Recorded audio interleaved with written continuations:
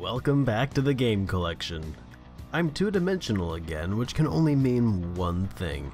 It's time to dig into some Persona. I'm SuperDerek, and this is Persona 5.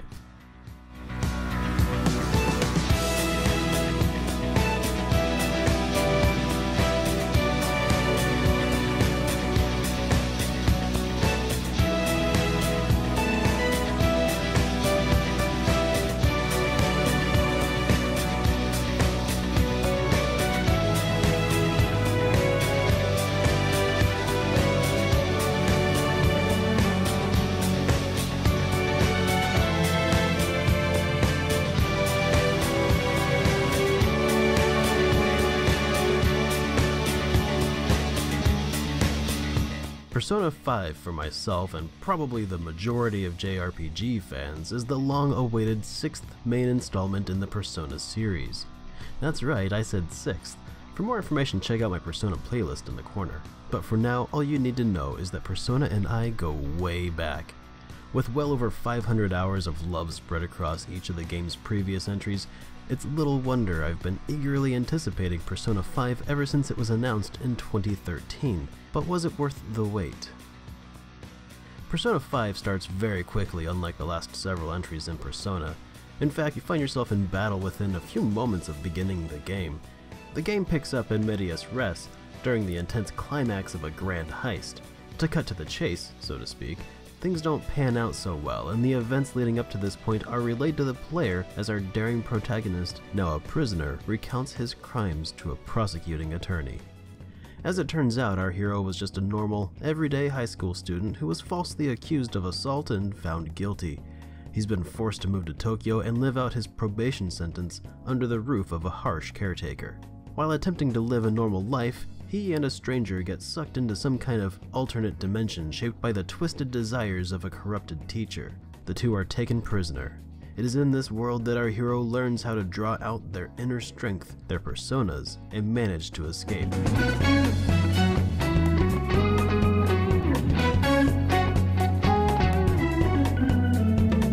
With the help of a creature they discover within the so-called metaverse, the two learn that they might be able to reform the corrupt teacher's heart if they can pull off a heist within the metaverse by stealing the physical manifestation of that teacher's twisted desires. Or, to put it another way, by stealing his heart. And thus, the Phantom Thieves were born. The adventure steadily ramps up as the stakes rise and the Phantom Thieves make enemies and allies along the way. There are a couple of very strong motifs throughout the presentation of the game. As we have now come to expect, Persona titles are no slouch when it comes to bringing attitude and style to the table. The first motif is the visual of our hero as a prisoner, which you can see each time the hero visits the Velvet Room. This is obviously symbolic of both the literal nature of him being a prisoner in his home while he's on probation, and also the literal sense of him being a prisoner confessing his crimes to the prosecuting attorney. It's also a metaphor of how he starts off as a prisoner within his own mind, from which he must break free. The second motif, in stark contrast to the prisoner, is the highly stylized, agile, acrobatic Phantom Thieves performing grand heists as they steal the hearts of corrupted individuals. The Phantom Thieves rebel against the society that has wronged them and bring hope and courage to those who feel powerless.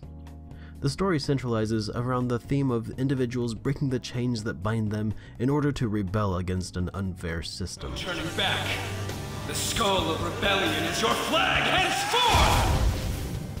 The story of the game does something great to illustrate the concept of that unfair system by putting the player in an unfair situation at the beginning of the game, throwing you into the thick of a battle that was already lost, only to have your future detainment dangled in front of you for the majority of the game, making you feel powerless to change your situation, railroading you into certain failure. When you see the themes of the prisoner, you feel constrained, but when you become a Phantom Thief, you can feel the freedom. What at first feels like a light-hearted and fanciful game gradually darkens and the plot thickens. There's a game of cat and mouse that plays out throughout the game as the Phantom Thieves attempt to evade an ace detective. It stirred up memories of watching through Death Note for the first time. At many times throughout the game, the tone would shift from over-the-top action to full-on crime fiction mystery drama that kept me on the edge of my seat. The only fault I could possibly find during my playthrough is the lack of any unique dialogue paths or options to show when I had figured out who done it. But that nitpick was eventually resolved by the time I had finished the game. Still, the option to be able to shout out, "I knew it!" within the game would have been a pretty nice touch. As great as the plot to Persona 5 was, though, it's not a TV show, it's a video game. So how's the gameplay? I remember very early on thinking that it was very similar to Persona 4, and on the surface, that's exactly right. By day, you're a high schooler learning to be a social butterfly. By night, you're a persona-wielding warrior defeating enemies and trying to save the day. But the team has added some new layers to this daytime mechanic that can help give you a major edge by night. Each of the 20 Persona Arcanas have various perks that you unlock as you spend more time with your confidants. Everything from discounts at certain shops to unlocking entire battle mechanics. Each confidant you rank up has a direct impact on making your heists easier in the metaverse. The mechanic serves not only to incentivize exploring this other half of the game, but also helps make the activities actually feel more intertwined and less disjointed than it had in the past. Making a return from Persona titles long past are sidearms. In Persona 1, these were basically the way to win the game. Persona 5, though, gives them a very specific function.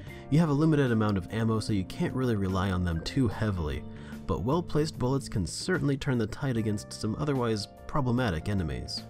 Another throwback to older Persona titles is that you're no longer fighting vague, repetitive blobs called shadows like in Persona 3 and 4, but rather now you're fighting personas again. And by using the reintroduced conversation mechanic, you can recruit those personas to join your repertoire. There are dozens of different enemies, and none of them are as simple palette swaps of the other, so the designs never felt stale. It's also been great to see these fully realized 3D models of classic Personas in action. In previous games, stealth played a pretty minor role. You could sneak up on some enemies for an advantage, but there was never a big emphasis placed on it. However, as a Phantom Thief, the stealth mechanic has really been played up. Using some dash and cover mechanics, the designers found a neat way to add a little more variety to the game.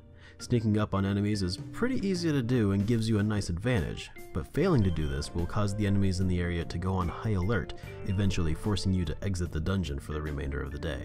The worlds within Persona 5 are on a completely different level than Persona 3 and 4, and may I just say, thank God. I never really minded the world exploration within Persona 3 and 4 during the daytime, but the repetitive hallways and hallways upon floors within Tartarus and Persona 3 are long gone. Persona 4, while better, still had issues with variety, but the palaces within Persona 5 actually feel handcrafted now. Hallways lead to rooms that seem like they could actually be used for something other than padding out a JRPG. It's strange to me that something seemingly so simple would be worthy of praise, but I guess that's the magic of having a budget now that Atlus was bought up by Sega. Besides the palace though, there's a dungeon in the game called Mementos, which basically is Tartarus again, but the floors are much shorter and can be navigated using a van. It's only 75 floors or so, which is also mercifully shorter than Tartarus's 265. I honestly could have done without it, but the area at least provides a place for players to grind and acquire new personas if they wanted to. Outside of the metaverse, in the real world, we see another improvement over the previous method of navigation. You still use a map of the city and pick areas to navigate between. You get from point to point using the subway system, which I promptly got lost in, and now when you get to these areas, you have nice long streets full of shops and NPCs to explore and listen in on. The streets are populated with passers-by who can't be interacted with at all. They're basically part of the environment, which actually makes a lot of sense. Anyone who can be interacted with can be easily spotted by marks above their heads, and everyone else can be ignored. This really helps Tokyo feel, at least in some small way, a little more like a bustling city full of people. The soundtrack within Persona 5 is easily the biggest and best to date. I realize that's a really big claim, and I know that music is a subjective experience, but I feel confident in stating that the mix of rock, jazz, and funk sounds very cohesive and pretty classy too. The themes within the music also work really well with the visual motifs I went on and on about earlier as well.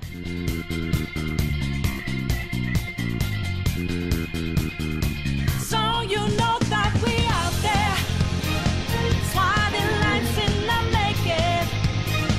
Yeah, move fast without breaking. The visual presentation of Persona 5 has been turned up to 12. I mentioned before that Persona is well known for its sense of style, but Persona 5 took all of those expectations and blew them out of the water. Each element of the user interface, from the menu to loading screens to environment transitions, are a fluid spectacle that rides the line between being distracting and being informative. But it's a line they've learned to ride well, because I don't recall running into any design choices where they favored form over function. Persona 5 was released for the PlayStation 3 and PlayStation 4. As far as I can tell, the only real difference is that the PS4 can run the game in 1080p and has some performance improvements. All gameplay shown here was captured from a PS4 running in 720p. So in conclusion, was Persona 5 worth the wait? Well, of course it was. The game was a sublime experience that I could barely manage to tear myself away from. I'm a little ashamed to admit that I even neglected to act like a grown adult for a while in favor of playing more Persona 5. The story was gripping, the gameplay was engaging, the interface and sounds were engineered to set off those little receptors in my JRPG-loving brain, and I'd do it all again. But maybe I'll hold off for the inevitable onslaught of revised re-releases and handheld ports when I'll get the definitive version of the game, which undoubtedly I'll promptly buy. But for the time being, I'm feeling pretty satisfied. Persona 5 has earned itself a spot in the game collection.